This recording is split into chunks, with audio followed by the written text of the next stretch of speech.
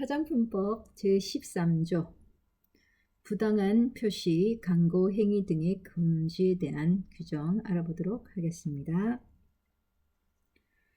영업자 또는 판매자, 우리 어떤 게 있었나요? 판매가. 네. 제조 책임 판매업자 또는 맞춤형 화장품 판매업자 등이 있었죠. 그래서 영업자와 판매자는 아래와 같은 내용에 대해서 표시 광고를 하여서는 아니 된다라고 얘기했죠. 그래서 이럴 경우에는 식약처에 고발될 경우에는 영업 정지라든지 아니면 벌금, 벌칙 이런 부분들이 될 수 있고요. 폐업까지도 이루어질 수 있는 상황이기 때문에 주의하셔야 됩니다. 첫 번째, 의약품으로 잘못 인식할 우려가 있는 표시 광고. 흔히 말하는 뭡니까? 치료 목적에 대한 내용들이 있으면 안 된다는 거죠. 이게 의약품이 아니잖아요. 그래서 뭐뭐에 효과적이다라는 부분들, 특히 류마티스 관절염에 효과적입니다 라는 내용들 적으면 당연히 안 되겠죠. 그래서 치료 목적으로 보통 의약 제품 같은 경우에도 약물 촉진, 탈모 방지 이런 부분들에 있어서 약물 촉진도 요즘에는 쓰지 못하거든요. 그래서 의약품으로 잘못 인식할 우려가 있는 거, 그럴 때는 치료 목적으로 인식할 수 있는 것들은 당연히 표시 광고하여서는 안 됩니다. 기능성 화장품이 아닌 화장품을 기능성 화장품으로 잘못 인식할 우려가 있거나, 기능성 화장품으로 잘못 인식할 우려가 있거나, 기능성 화장품 대표적인 뭡니까? 미백에 효과적입니다. 주름 개선에 효과적입니다. 라는 그런 용어들을 지금까지 썼던 거는 기능성 화장품이었죠. 그래서 기능성 화장품에 쓸 수 있는 용어들을 사용하게 될 경우에 이 제품이 기능성 화장품인가 라고 하는 오해를 주지 않게끔 하셔야 하고요. 그리고 기능성 화장품의 안전성, 유효성에 대한 심사 결과와 다른 내용의 표시 광고는 하면 안 됩니다. 기능성 화장품도 기본적으로 다른 일반 화장품보다는 훨씬 더 광고를 할 수 있는 범위가 넓어지겠죠. 아까 얘기했듯이 미백 개선에 효과가 있다는 용어를 쓸 수 있다는 것은 기능성으로 인정을 받았다는 얘기거든요. 그런데 그 실험을 통해서 기능성 화장품의 안전성, 유효성에 관한 심사를 받긴 받았는데 그 심사 결과에 있지 않는 다른 내용들을 표시할 경우에 좀 촉촉하고 보습력이 뛰어나고 하는 부분들, 이런 부분에 대한 내용들은 표시 광고하여서는 아니 된다는 겁니다. 그래서 실제로 본인들이 심사 결과에 나와 있는 데이터만 언급을 해야 된다는 얘기로 인식해 주시면 될 것 같고요. 세 번째, 천연 화장품 또는 유기농 화장품이 아닌 화장품을 천연 화장품 또는 유기농 화장품으로 잘못 인식할 우려가 있는 표시 광고는 하여서는 안 됩니다. 자, 천연 화장품의 기준이 뭐였죠? 95% 이상의 천연 원료를 써야 된다고 얘기하고요. 천연 유래 올려난 천연 원료를 써야 한다고 했고요. 그 다음에 유기농 화장품은 10% 이상의 유기농 베이스와 플러스 천연 성분이 95% 이상. 기억나시죠? 그렇게 해서 이제 천연 화장품이다, 유기농 화장품이라는 것을 인정하게 되는데, 우리는 천연 원료를 이용해서 만든 천연 제품입니다 라고 얘기하려면은 인증받으라는 거죠. 근데 그게 아닌 이상에는 천연 화장품으로 오해할 수 있는 그런 표시나 광고는 금지한다는 겁니다. 그 밖에 사실과 다르게 소비자를 속이거나 소비자가 잘못 인식할 우려가 있는 표시 및 광고는 부당한 표시 광고 행위에 해당되기 때문에 이것은 금지한다는 거고요. 그래서 제1항에 따른 표시 광고의 범위와 그리고 그 밖에 필요한 사항은 총리령으로 정하여 있습니다. 좀 자세한 내용은 같이 보도록 할 거고요. 14조, 제14조 표시 광고 내용의 실증. 실제로 표시 광고를 무조건 안 된다가 아니라 실제로 그 표시 광고를 할 수 있는 어느 정도의 그 증빙 자료, 실증 자료가 있다는 거죠. 그럴 경우에는 이제 가능한데 그 실증 자료에 대한 내용들을 좀 자세하게 언급하고 있는 것이 제14조입니다. 자, 첫 번째 보시면은 영업자 및 판매자는 자기가 행한 표시 광고 중 사실과 관련된 사항에 대하여는 이를 뭘 할 수 있어야 된다? 예, 실증할 수 있어야 합니다. 어떻게?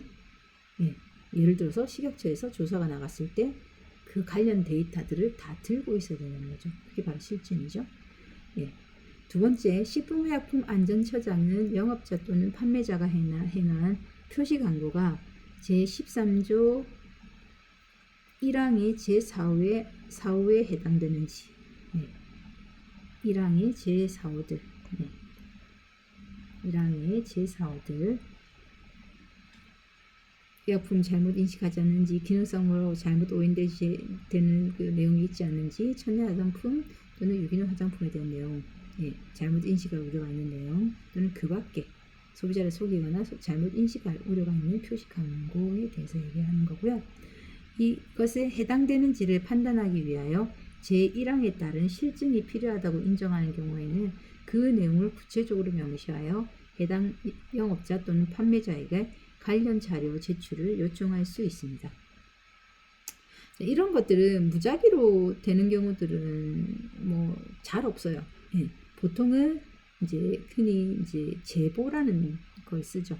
그래서 어떤 이제 소비자가 이 제품에 보습력이 뛰어나고 주름 개선에 더 효과적이라고 해서 제품을 샀는데 이게 맞나요? 라는 부분들에 대한 이제 식약처에 고발이 들어오게 되면은 식품의약품안전처장은 그 부분에 대해서 이제 그 회사의 제품들 그리고 그 제품에 대한 기능에 대한 부분들 그리고 그 기능성 화장품의 경우에는 실제로 그 기능성 화장품이 안전성 유효성에 대한 심사를 받았을 경우에 그 심사에 대한 결과지를 요청할 수 있습니다. 자, 제2항에 따라서 실증 자료의 제출을 요청받은 영업자 또는 판매자는 요청받은 날부터 며칠 이내에, 보름 이내에, 15일 이내에 그 실증 자료를 식품의약품안전처장에게 제출해야 합니다. 다만 정당한 사유가 있다고 인정되는 경우에는 그 제출 기한을 연장할 수 있습니다. 라는 부분이 있죠. 예를 들어서 이제 그 소비자가 고발을 해서 이제 식품의약품안전처장이 그 A라는 회사에다가 이 A라는 제품에 대한 실증 자료를 요청합니다라고 했는데 뭐 관련 부서들이 전부 다 해외 출장을 갔다. 네, 그럴 경우에는 정당한 사유가 있는 거죠. 네. 그래서 공식적으로 이제 보통 해외 출장이라고 하는 그 기본적인 그 박람회 같은 거, 해외 박람회들이 많거든요. 화장품 같은 경우에도. 그래서 그런 해외 박람회 일정이 있을 경우에는 이제 그 일정에 대한 이제 증빙된 그런 공문 형태의 문서들, 이런 문서들이 있겠죠. 이것들을 이제 사유서로 제출하게 되면은 보름 안에 이제 처리할 수 없는 부분들, 이 부분에 대해서는 기간을 연장해 줍니다. 자, 네 번째, 식품의약품안전처장은 영업자 또는 판매자가 제2항에 따라서 실증 자료의 제출을 요청받고도 제3항에 따른 제출 기간 내에 이를 제출하지 아니한 채 계속하여 표시하여 광고할 때는 실증 자료를 제출할 때까지 그 표시 광고 행위의 중지를 명할 수 있습니다. 내리세요. 할 수 있다는 거죠. 예. 정말 강 크신 분들 같습니다. 이런 표시 광고에 대해서. 예. 아니면 정말 실증 자료가 있겠죠. 자, 제2항 및 제3항에 따라서 식품의약품안전처장으로부터 실증 자료의 제출을 요청받아 제출한 경우에는 표시 광고의 공정화에 대한 법률 등 다른 법률에 따라서 각 기관이 요구하는 자료 제출을 거부할 수 있다라는 게 있습니다. 자, 이게 무슨 말이냐? 우리가 보통 고발이라는 게 고소 고발이 들어오게 되면은 이것은 기본적으로 식품의약품안전처장이 이제 관할하고 있는 화장품, 그러니까 아까 얘기했던 제조 판매업자 또는 제조업자, 제조 판매업에 대한 규정은 당연히 여기서 제지가 들어올 수 있는데 그거 이외에도 예를 들어서 공정거래위원회라든지 뭐 아니면은 또 뭐 세무서라든지 여러 가지 이제 부분들이 발생할 수 있잖아요. 근데 그에 따른 관련 자료들을 이제 한 군데에다만 제출하면 되는데 다른 법률에 따라서 또 다른 기관에서 이제 요구할 경우에는 자료 제출을 거부할 수는 있습니다. 단 아래에 이제 또 그 사항에 대해서 나와 있겠죠. 자, 식품의약품안전처장은 제출받은 시증 자료에 대해 표시광고 공정법에 의한 다른 법률에 따른 다른 기관의 자료 요청이 있는 경우에는 특별한 사유가 없는 한 이에 응하여야 한다. 자, 무슨 말이냐? A라는 회사가 식품의약품안전처장에게 관련 문서들을 다 보냈는데 갑자기 다른 기관에서 유사 뭐 보건복지부 이런 데가 있을 수 있겠죠. 이런 유사기관에서 똑같은 자료를 요청할 경우에는 그거를 거꾸로 어떻게 해라? 식품의약품안전처장이 우리가 A라는 회사는 이미 이 관련 문서라는 걸 보냈기 때문에 이 문서를 보건복지부 장관과 같이 공유해라 라고 할 수 있다는 겁니다. 그래서 보건복지부에서는 식품의약품안전처에 제출한 자료를 자기들한테도 똑같이 요청할 수 있다라는 규정이라고 보시면 됩니다. 제1항부터 제4항까지의 규정에 따른 실증 대상, 실증 자료의 범위 및 여건, 제출 방법 등에 관하여 필요한 사항은 총리령으로 정하고 있습니다. 라는 거 기억하시면 될 것 같고요. 그리고 제14조의 2 표시 광고 등에 있어서 특히 천연 화장품 및 유통 화장품에 대한 인증 부분 보도록 할 건데요. 식품의약품안전처장은 천연 화장품 또는 유기농 화장품의 품질 제고를 유도하여 소비자에게 보다 정확한 제품 정보가 제공될 수 있도록 식품의약품안전처장이 정하는 기준에 적합한 천연 화장품 및 유기농 화장품에 대하여 인증할 수 있습니다. 그래서 1항에 따라 인증을 받으려는 화장품 제조업자, 화장품 책임 판매업자 또는 총리령으로 정하는 대학연구소. 그러면은 자, 천연 화장품과 유기농 화장품은 어떻게 인증을 받는 사람이 개인이 된다 안 된다? 일반적인 개인은 되지 않습니다. 그런데 그 개인이 화장품 제조업자이거나 또는 화장품 책임 판매업자일 경우에는 가능하다는 거죠. 그리고 총리령으로 정하는 대학 또는 연구소 등에서는 천연 화장품, 유기농 화장품의 인증을 어디에다가 식품의약품안전처장에게다가 신청할 수 있다라는 내용입니다.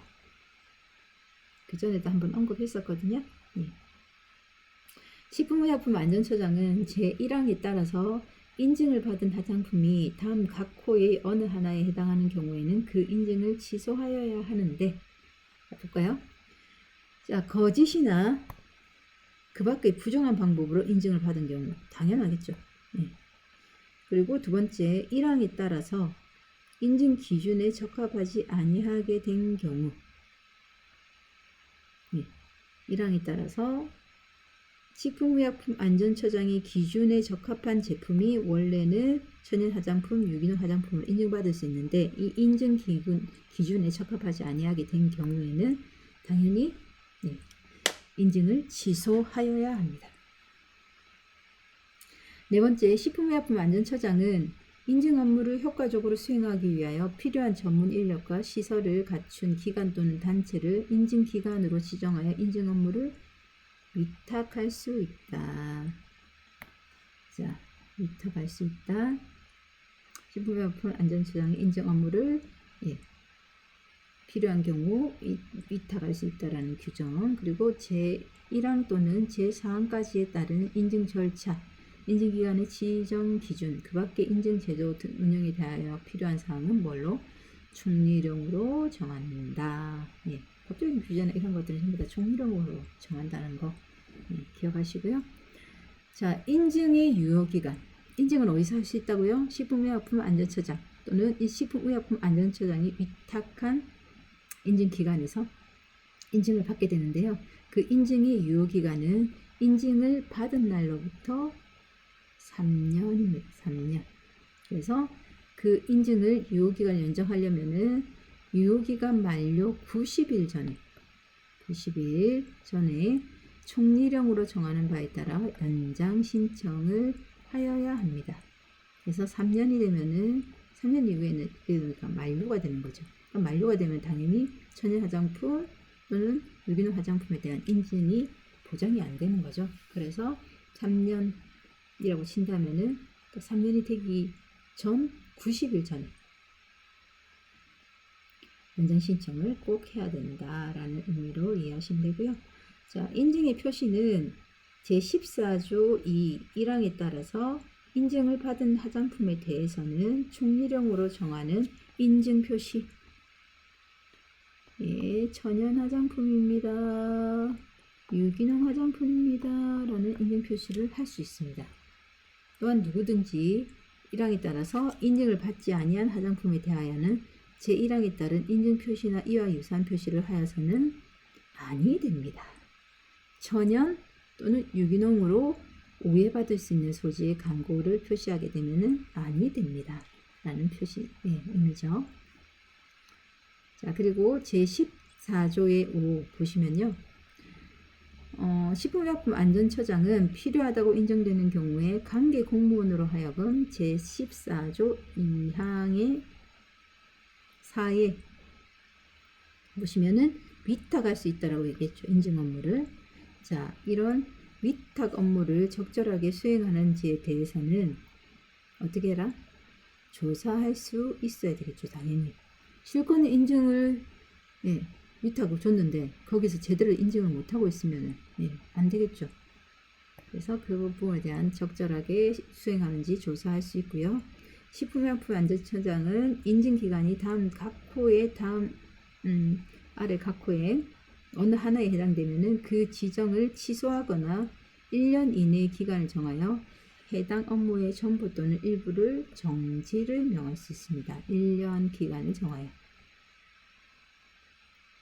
다만 제1호에 해당하는 경우에는 그 지정을 취소하여야 하는데 가장 큰 거죠.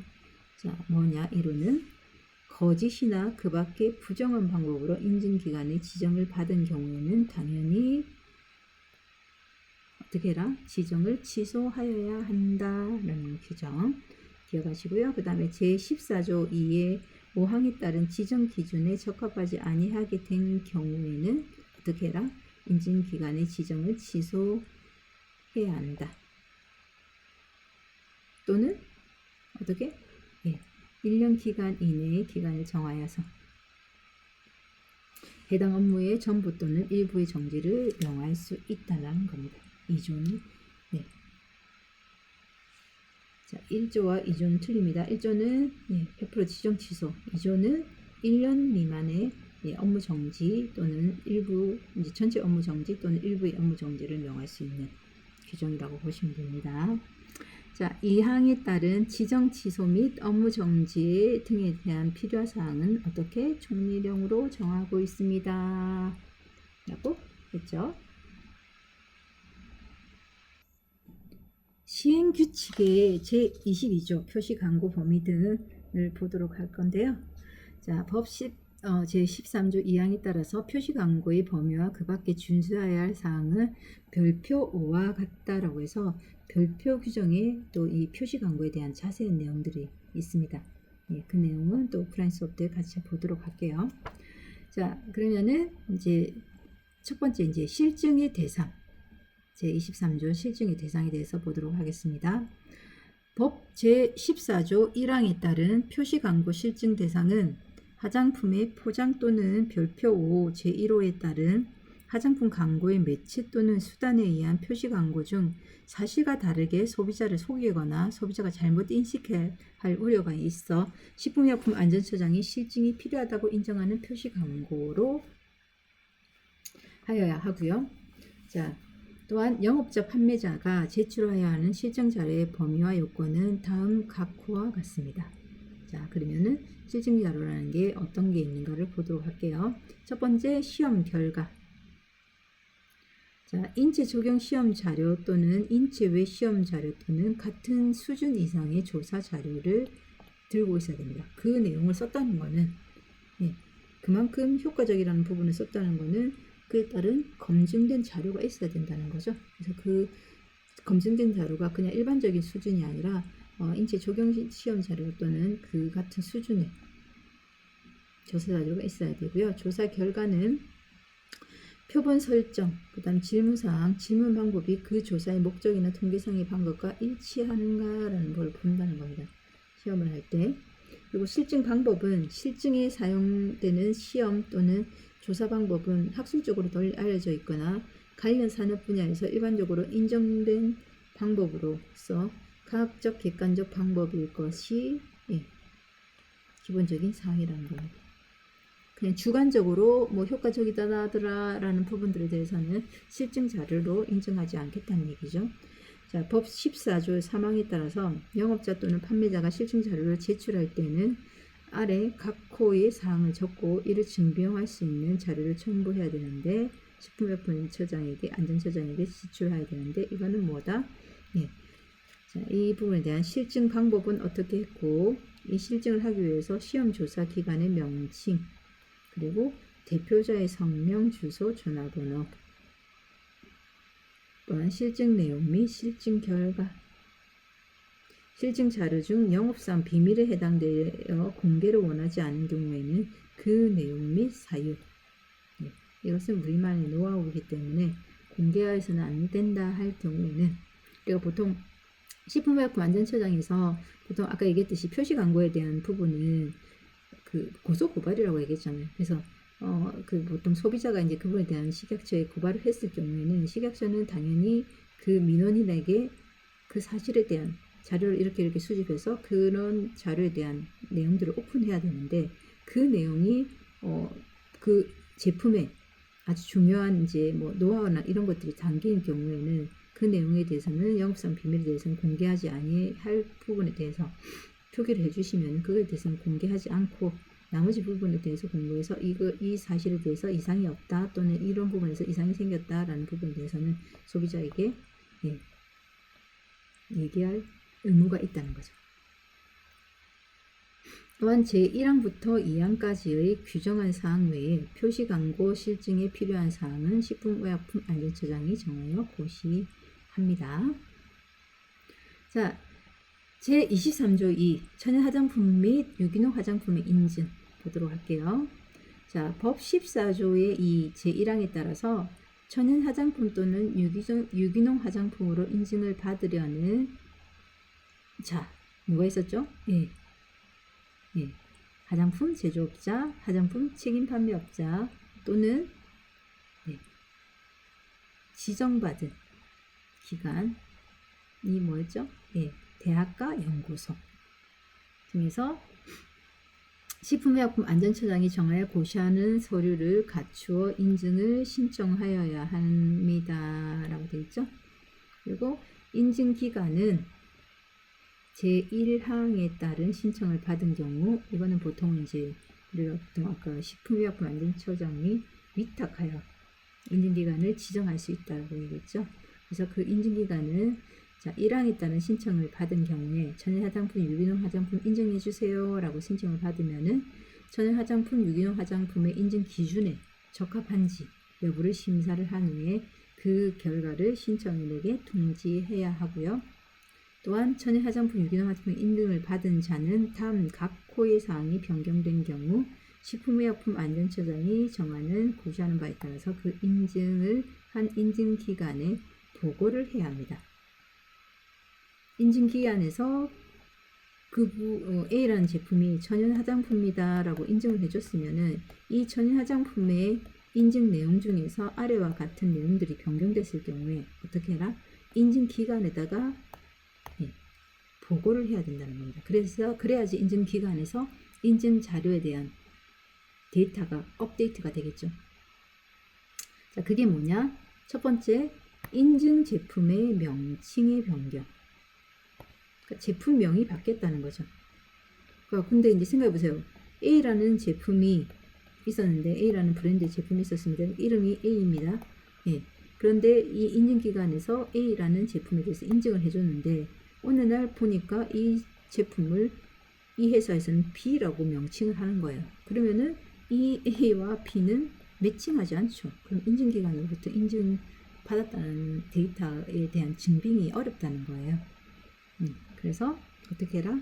인증 제품의 명칭을 변경하면은 그거는 인증기관에다가 저희 A 제품을 앞으로는 B라고 부르겠습니다 라고 신고를 해줘야지 인증기관도 이 데이터에 대해서 B라고 하는 인증 자료로 해서 이렇게 데이터가 보관이 되겠죠. 그리고 두 번째, 인증 제품을 판매하는 책임 판매업자의 변경. 이것 또한 어떻게 해라? 인증기관에다가 보고를 해야 된다는 겁니다. 그래서 유통상의 문제가 생길 수 있을 때 그때 이제 제일 책임이 높은 책임 판매업자잖아요. 그 사람의 이제 그 이름이 바뀌었을 때 책임 판매업자가 바뀌었을 때는 또한 인증기관에 그분에 대한 사실을 꼭 얘기해 주어야 한다는 내용입니다. 자, 그러면은 인증사업자가 인증의 유효기간을 연장받으려는 경우 어떻게 했죠? 90일 전, 만료기한 90일 전까지 그 인증을 한 인증기관에 식품의약품안전처장이 정하여 고시하는 서류를 갖추어서 제출해야 되고요.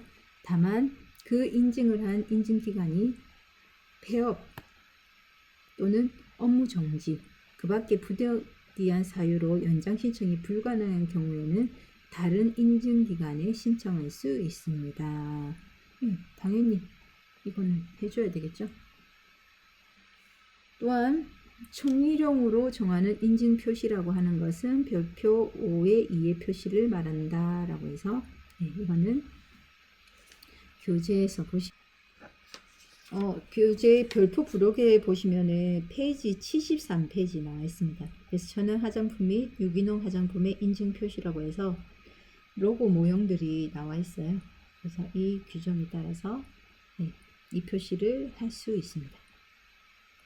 자, 여섯 번째, 인증기관의 장은 식품의약품안전처장의 승인을 받아서 결정한 수수료를 신청인으로부터 받을 수 있고요. 당연히 이제 인증을 받으면서 이제 수수료를 내야 된다는 얘기고, 그리고 1항에서 2항까지 규정한 사항 외에 인증 신청 및 변경 보고, 유효기간 연장 신청 등 인증의 세부 절차 및 그리고 방법 등은 식품의약품안전처장이 정하여 고시합니다. 자, 23조의 3, 천연화장품, 유기농 화장품 인증기관의 지정. 자, 그래서 인증기관의 지정 기준은 별표 5의 3에 나와 있는데요. 페이지 74페이지에 있습니다. 페이지 74페이지 쭉 한번 이거는 읽어보시면 될 것 같아요. 이거에 대해서 너무 자세하게 묻지는 않을 것 같은데 이제 여러분들이 전반적으로 흐름을 알고 있느냐라는 부분에 있어서는 한번 읽어보시기를 권합니다. 그리고 두 번째, 천연 화장품 또는 유기농 화장품의 인증기관으로 지정받으려는 자는 식품의약품안전처장이 정하여 고시하는 서류를 갖추어 인증기관을 신청하여야 합니다. 지정해주세요 라고 신청하는 거죠. 그리고 식품의약품안전처장은 제1항에 따르는 기준에 적합하여 인증기관을 지정하는 경우에는 신청인에게 인증기관 지정서를 발급해야 되겠죠. 식약처에서 인증하는 인증기관이다 라고 해야 되겠죠. 자, 제3항에 따라서 지정한 인증기관은 당 각호의 사항이 변경된 경우에는 변경 사유가 발생한 날부터 30일 이내에 식품의약품안전처장이 고시하는 서류를 갖추어서 변경 신고를 꼭 해야 됩니다. 자, 위에서 지금 책임 판매업자들이 이제 제품을 예를 들어 천연 화장품 또는 유기농 화장품을 판매할 때 인증을 받았잖아요. 그런데 거기서 뭐가 바뀌었을 때 제품의 이름이 바뀌거나 또는 책임 판매업자가 바뀔 경우에는 어떻게 해라? 인증기관에다가 신고하고, 그럼 또 거꾸로 인증기관은 어떻게? 식품의약품안전처장에게 변경사항에 대해서는 아래 변경사항에 대해서는 꼭 뭐 해라? 변경 신청을 해라 라는 규정이죠. 첫 번째, 인증기관의 대표자 또한 명칭 및 소재지, 인증기관의 명칭 및 소재지, 그리고 인증 업무의 범위가 변경되었을 때 변경 신고를 하여야 합니다. 자, 인증기관은 업무를 적절하게 수행하기 위하여 다음 각호의 사항을 준수해야 하는데요. 첫 번째, 인증 신청, 인증 심사 및 인증 사업자에 관한 자료를 인증 유효기간이 끝난 후 2년 동안 보관할 것이라고 얘기했죠. 예. 2년 동안입니다. 이건 조금 다르죠. 보통은 뭐 30일, 90일, 3년 이런 식으로 되는데 얘는 인증 유효기간이 끝난 후 보통 3년 단위로 갱신하고 90일 이전에 갱신 요청해야 된다고 했는데, 자, 최종적으로 이 유효기간이 끝난 후 2년 동안 보관할 의무가 뭐가 있다? 인증기관에서는 있다. 관련 자료를. 그리고 식품의약품 안전처장의 요청이 있는 경우에는 인증기관의 사무소 및 시설에 대한 접근을 허용하거나 필요한 정보 및 자료를 제공하여야 합니다. 그리고 인증기관에 대한 행정처분 기준은 별표 5-4에 잘 나와 있습니다. 그리고 1항에서 6항까지 규정한 사항 이외에 인증기관의 지정 절차, 준수사항 등 인증기관 운영에 세부적인 필요한 절차나 이런 것들은 뭐가? 식품의약품 안전처장이 고시해서 계속 체크를 하고 있다라는 거 기억해 주시면 될 것 같습니다.